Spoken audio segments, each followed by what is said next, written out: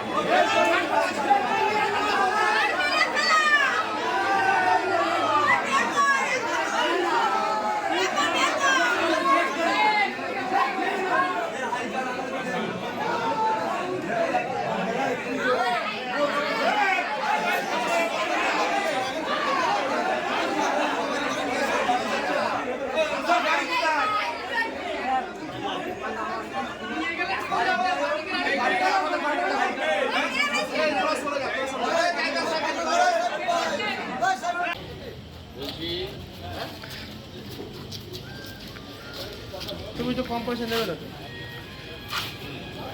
কম time দিতে আছে তুমি তো আবার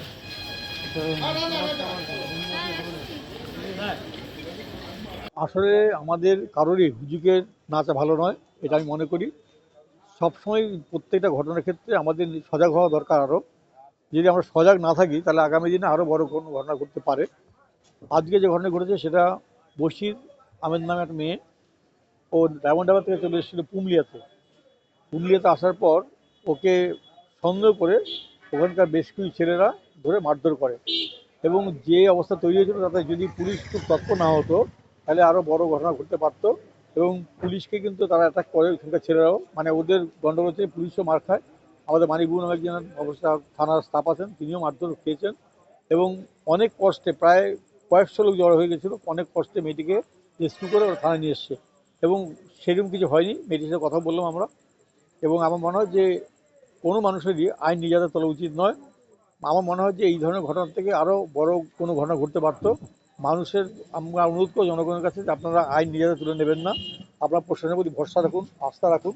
অসম থানা পুলিশ অত্যন্ত তৎপর এবং আমরা যখন যেভাবে ডাকি সেভাবে সাড়া দেন। যদি আপনাদের কোনো সমস্যা হয় আপনারা নিশ্চয়ই বলবেন। জনগণের কাছে আমাদের আবার একান্ত অনুরোধ যে আপনারা আইন নিজে হাতে তুলে নেবেন না, আপনার প্রয়োজনে থানায় জানান, থানাকে বলুন, থানা নিশ্চয়ই ব্যবস্থা নেবে। যদি আপনাদের এই বলার পরও থানা ব্যবস্থা না নেয় তখন নিশ্চয়ই আমরা সকলে মিলে চেষ্টা করবো যাতে থানা সেই ব্যবস্থা গ্রহণ করে। বলুন, মেয়েটি এখানে বসে কথাবার্তা বলছে আমাদের সাথে।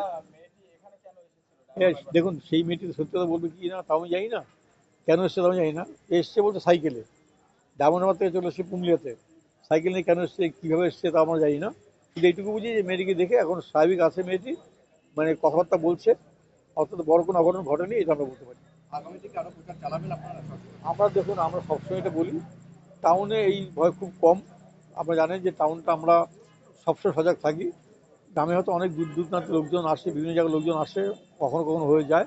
আমরা এখন থেকে চেষ্টা করব আরও গ্রাম শহর মিলে যাতে আরও বেশি করে আমরা সজাগ মানুষকে করতে পারি, এই ধরনের ঘটনা থেকে মানুষ যেন মুক্তি পেতে পারে। এই ঘটনাটা হ্যাঁ, অবশ্যই গ্রেপ্তার হয়েছে, বেশ কয়েকজন গ্রেপ্তার হয়েছে এবং এদের পুলিশ ছাড়ার কোনো প্রশ্নই নেই। পুলিশ এদের বিরুদ্ধে মামলা রুজু করবে, সুমোটো মামলা রুজু করবে।